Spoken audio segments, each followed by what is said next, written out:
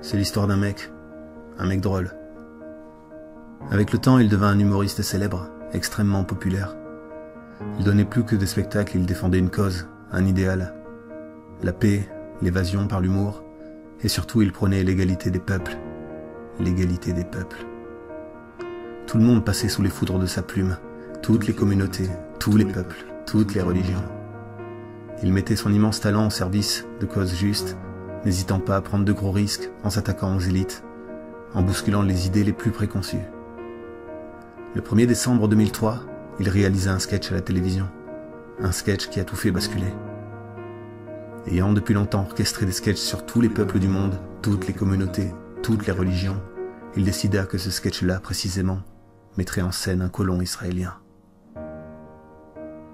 Les années qui suivirent furent difficiles pour l'artiste, car suite à ce sketch, il fut boycotté par les mass médias, dénigré, diabolisé et systématiquement injurié, traité d'antisémite. Mais il n'était pas plus antisémite que vous et moi. Il voulait seulement que tout le monde passe sous la foudre de sa plume, sûrement dans un souci d'équité, dans sa volonté de mettre sur le même pied d'égalité tous les peuples, toutes les communautés, toutes les religions. Mais en France, il en est autrement. Voyant que le thème du sionisme et d'Israël était un thème qui ne pouvait être abordé, celui qui osait montrer du doigt critiquer ce gouvernement corrompu se retrouvait obligatoirement cristallisé dans un rôle d'antisémite. Il prit alors son courage à deux mains et, ne se souciant guère de l'image qu'il reflèterait, continua de vouloir percer l'abcès, d'enfoncer les portes closes. En chœur, la majorité des médias lui firent subir les pires dénigrements. Traités en paria, ils essayèrent même de l'anéantir financièrement, sans même se cacher de cette propre volonté. Pendant un long moment, ne bénéficiant plus d'une tribune dans les médias, ne bénéficiant plus de promotion pour ses spectacles, cet artiste se retrouva à jouer dans un bus. Oui, dans un bus. On est en France. Puis le temps passa, et Internet permit à cet artiste de s'exprimer librement, sans devoir passer par les réseaux propres et bien pensants des grandes chaînes de télévision. Et là, le peuple découvrit un homme libre, courageux, déterminé.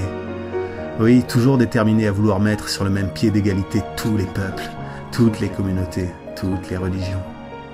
Il redevenait populaire, et les élites recommencèrent alors leur grande campagne de dénigrement à son encontre, surinterprétant chacune de ses mimiques, surinterprétant son geste fétiche de la quenelle, faisant croire qu'il s'agissait d'un salut nazi, alors que ce geste n'est depuis toujours rien de plus qu'un gros fuck dans le cul des institutions. Et cet humoriste riait de tout cela, et il continuait de réaliser des sketchs sur tous les peuples, toutes les communautés, toutes les religions. Les Arabes, les Asiatiques, les Blancs, les Noirs, les Juifs, et il remplissait les salles, les zéniths. Il devint le plus gros vendeur de billets de spectacle de France, et le dernier humoriste français réellement subversif. Lorsqu'on regardait de près qui représentait son public, on retrouvait tous les peuples, toutes les communautés, toutes les religions. Des Arabes, des Asiatiques, des Blancs, des Noirs, des Juifs, il faisait rire. Oui, il fait tellement rire. Qui sont les racistes?